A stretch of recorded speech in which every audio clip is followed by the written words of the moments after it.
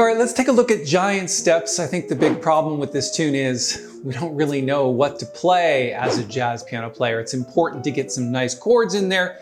Even though they go by quickly, you gotta get some nice voicings happening. And if you play the voicings that I'm gonna train you on in this video, any jam session that you go to where somebody calls giant steps, or even in your own band, if you play these changes, you're gonna sound pretty much like a genius, because I've really put a lot of thought into this and I've been playing it for years, and this is what I came up with.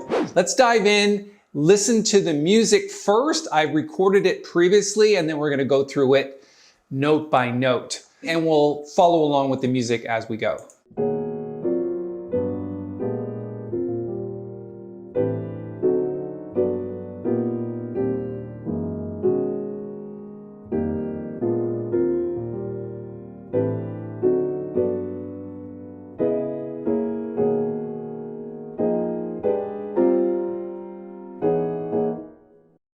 I'm going to put a link to this sheet music a little bit later on in the video, so stick around for that. So let's start with the basic premise of the tune. It really goes through 3 keys.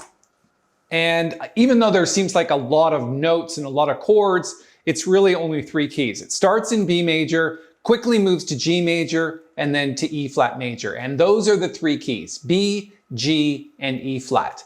Now, if you follow the tune along through to the end, you can see that it continues just around those chords. So for example, next we have a 2-5 of G, next we have a 2-5 of B, and E flat is in there as well, and then it just keeps going. Let's go down the sheet, and we've got a 2-5 of E flat, and then a 2-5 of G, and then a 2-5 of B, and again a 2-5 of E flat, and then it ends on a 2-5 going to B at the top of the tune. All right, so those 3 keys are important to remember, and even though the chords fly by really, really quickly, it's important to know that you're going through just 3 keys, because it kind of makes it sound a little bit easier. All right, first chord, you've got B major 7. Now the interesting thing about this voicing is I use fourths in the right hand and chord tones in the left. So 1, 3, and 7 in the left, and then fourths in the right. So you get a B major 9-13 chord. And then we're going to D, 7 with a sharp 9 and sharp 5. We're just leaving out the root. So like this. Important to get that voicing in there because it really is just fourths. Beautiful sounding chord. And then a fairly straightforward G major 7th chord, and then to B flat with a flat 9,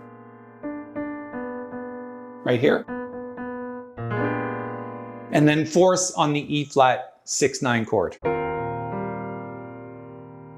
Now you might have to roll that left hand with the root like that, or you can just play it without the root like that. So without the root it sounds like this. Or you could play it like it's written, by rolling it. And then you've got a 2-5 of G major. So the A minor 11th chord is like this. It's nice, it's got this 10th in the bass and a 5th. And then these notes in the right. Kind of like a G major chord in second inversion. So G over this A flat. Nice sounding chord. And then D7 flat 9 to here. Now this is all fourths on the G major 13 chord. Fourths, all of it. And by fourths, you know that I mean intervals, right? So this is a fourth, this is a fourth. So the first one is a perfect fourth, then a perfect fourth, then another perfect fourth, and then on top a perfect fourth. Now they don't always have to be perfect fourths, but this one just happens to be. And then you're following that up with a B flat 13 chord. Now I love this one right here. Got a flat 9 in there. Didn't really talk about that in the chord that I've written. I wrote a B flat 13, but it has this lovely flat 9 in there. So you got 5 notes in the right hand. The G major 13 to the B flat 13 with a flat 9, and then you got this lovely E flat major 7th chord down here, and then to F sharp 13. Now the interesting thing about that chord is most of it's played with the right hand, just a root with the left, and then fourths on your B 6/9 chord. Okay, now we're getting into just the straight 2 5s. So it goes 2 5 of E flat. So we're right here on the F9 sus to B flat 7 flat 9 to E flat 6 9. So F9 sus. Love that sound right there. Now you could play an F minor chord if you wanted, but it's not nearly as nice as this more modern sound. To the B flat 7 flat 9. And you can roll that left hand. So we've had that voicing before. So one more time. And then a 2 5 of G. So we're here now. We've had this A minor 11th chord before. To D7 flat 9 again. And then G major 9. Like this. So just a 2 5 1 of G. So just before we go any further, if you like videos like this, especially this one, you can reach down, just scroll down, hit the little thumbs up button. It really helps the channel when you do that. I appreciate it. And if you'd like to subscribe to our channel, you can also hit the little bell and we'll notify you of all the upcoming videos that we're making. And then we're doing a 2 5 1 of B. Again, there's fourths again. We've had this voicing before. Now you might throw in another E down here, but we've already got it in the right hand. So C sharp minor 9 to F sharp 13. And then a 2 5 1 of E flat. Might take a little bit of practicing to get that one under your fingers. And then you've got this 2 5 at the end that are shots. And the only note that changes is this second finger from B to B flat or A sharp. So the right hand stays the same with fourth, and the left hand just changes one note. All right, let's go through the tune one more time and listen to it.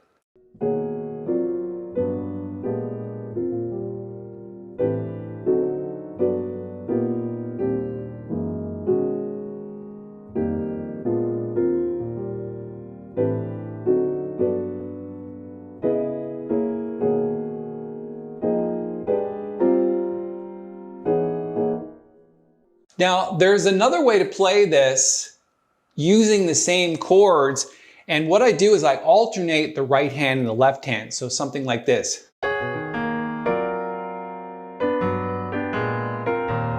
Just kind of like bouncing back and forth between the two. And then sometimes I'll arpeggiate the left hand like this.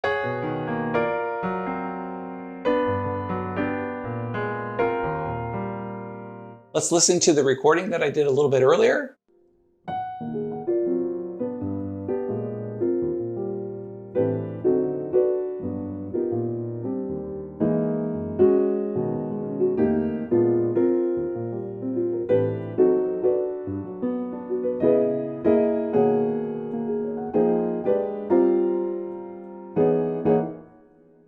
So you can see you're just trying to add a little bit more rhythmic interest to it. Either way, if you play it the way that it's written or you alternate the left hand and the right hand a little bit, making some rhythm patterns, it kind of sounds cool, and it would be very good to do that, especially if you're playing the head twice. You don't really want to do the same thing twice. The last thing I wanted to share with you is a little bit of soloing ideas. Now, I'm going to put a link to this sheet music in just a moment so you can download it and learn those changes and the chord voicings that I've given you. I think it's really going to help you, but if you want to know a little bit more about soloing, the problem with it is it goes by so fast, but you're really only in 3 keys, so you're kind of like bouncing around a lot.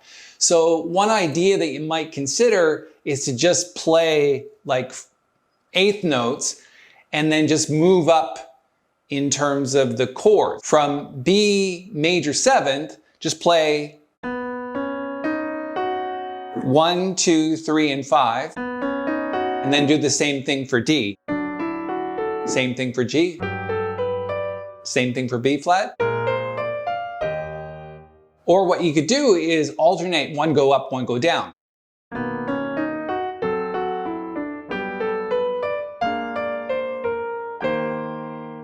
Really hard to play like scales and things because it's going by so quickly. So think about the actual chords as it's going by and you'll be much better off. Let me give you an example of what I mean by that. I recorded this a little bit earlier.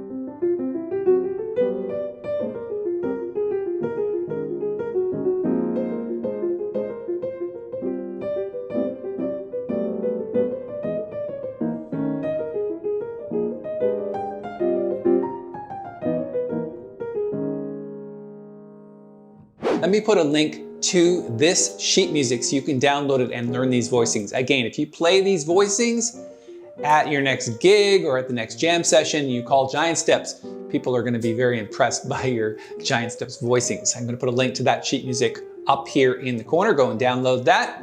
And if you have any questions about what we talked about today, you can put it in the comments below. And of course, anything you'd like to contribute in the comments would be great. If you have your own recording or voicings of Giant Steps that you'd like to share, you can put that in the comments as well. And if you're looking for other things to practice, I'm going to put a link to a video right here. It talks about one single chord that could literally change your life.